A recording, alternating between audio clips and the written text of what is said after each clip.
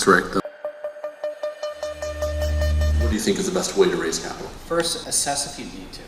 That's the biggest thing that people do is they go into this thinking, I've got to raise money.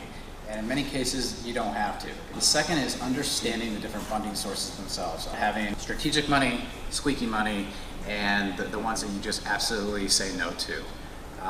And that's where you're spending money actually hiring somebody to manage that investor, and you don't want to have that. I've done this fundraising myself. We looked specifically at strategic partners that were willing to invest directly in us, and that was by far and away some of the best money that we could take on, because that money actually works for your company.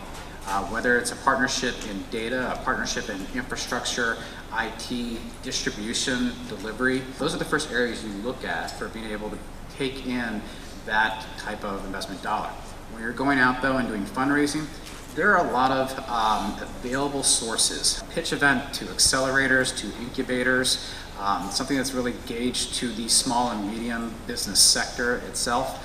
But you have to look at the downside. You have to understand where the pros and cons are. How much of your company are you giving up? Are you looking at convertible debt versus an equity sale?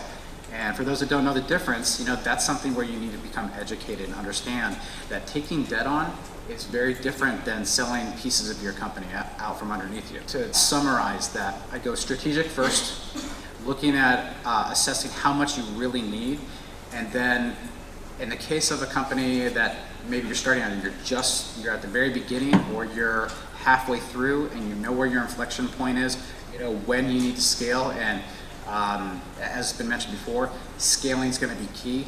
That's when you need to take the big bucks. That's where you're looking at having a large raise, a Series A, something in which will allow you to scale internally to meet external demand.